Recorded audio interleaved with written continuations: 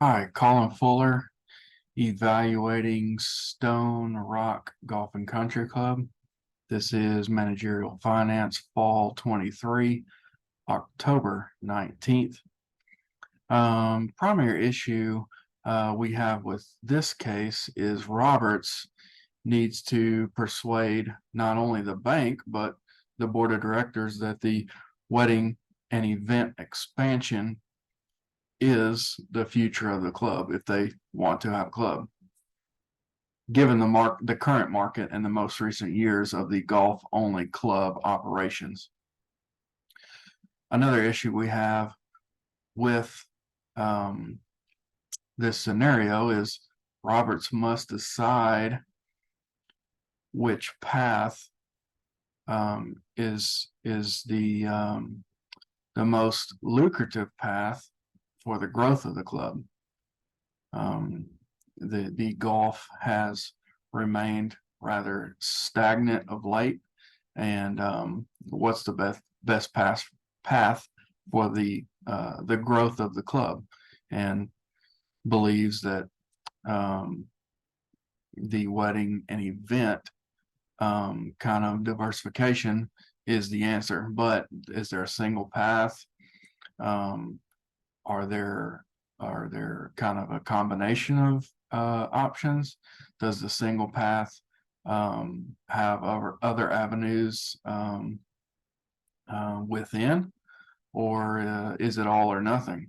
I believe that the um, the hideaway renovation is the best bet. Not only short term, because the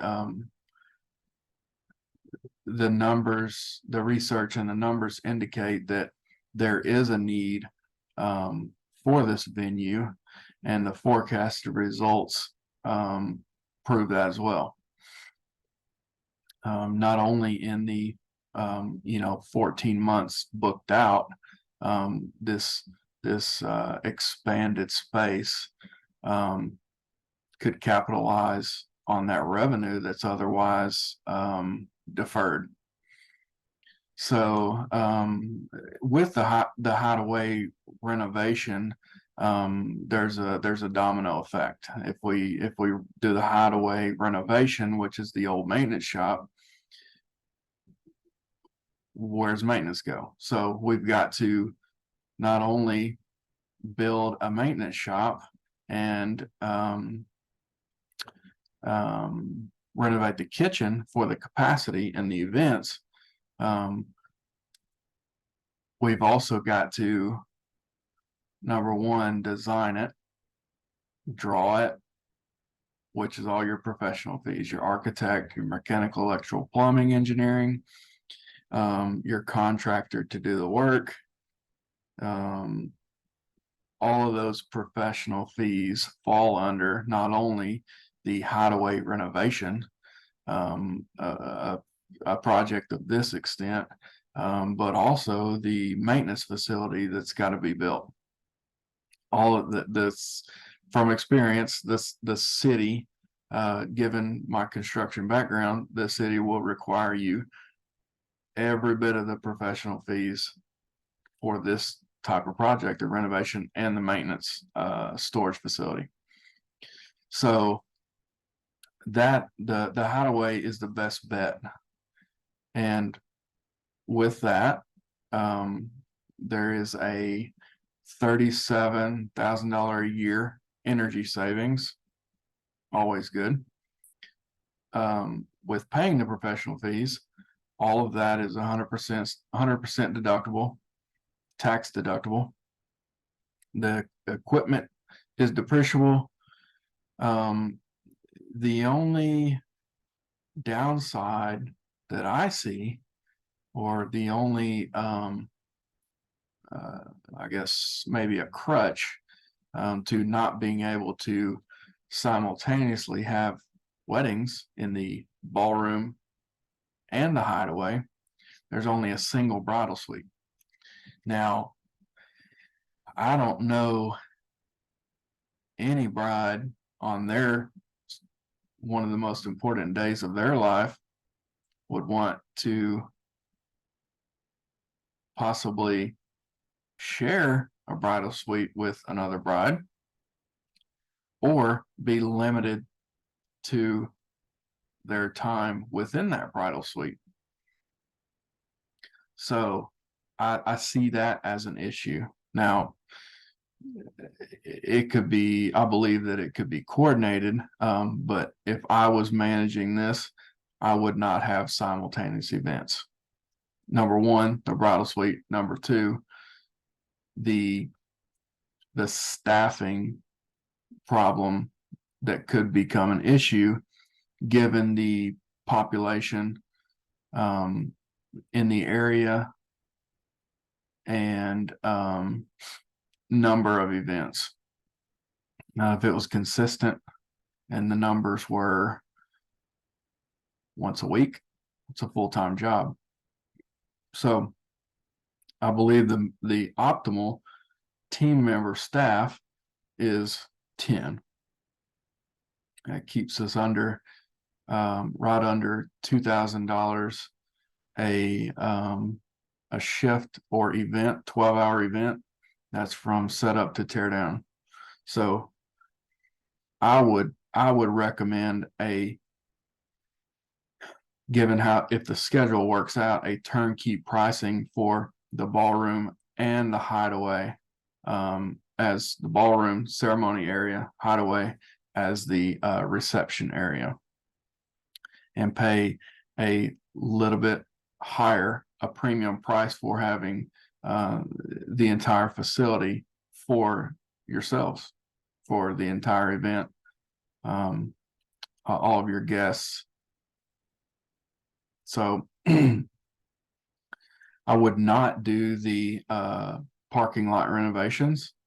I do not see that as a necessity to facilitate or promote the renovation.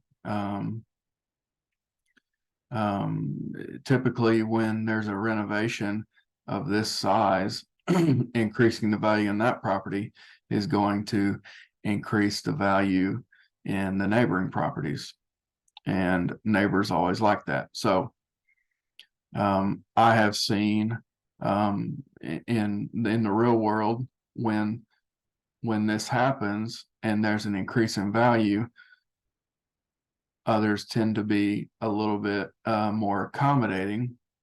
For instance, if there's a Saturday wedding and there's a nearby business who has ample parking, that could be used outside of their operating hours, and you could hire out a shuttle service or invest another $30,000-$40,000 in a couple shuttle vans, and staff could shuttle people back and forth from a commuter lot. That's another way we could alleviate that. So fast forwarding, forecasting to the year 2020. We all know what happened in 2020 and COVID. Coincidentally, I was employed at a local country club in facility maintenance during that time. This country club hosted weddings, corporate events, fundraisers during that time. And when COVID hit, the events dried up very quickly. But there was one thing that continued: golf. It is one sport where social distancing is the game. There's one person, one club, one ball. And for instance, if you take, say, on a tee sheet, it's typically every 10 minutes. I have attached a link to my notes page to show the guidelines that were enforced and recommended during that time in Arkansas Golf Association that, say for instance that you've got a tee sheet every 10 minutes and only a single golfer is in that allotted time. Just one golfer, one cart, 54 rounds on one tee sheet, assuming 8 a.m. to 6 p.m. That's 54 rounds.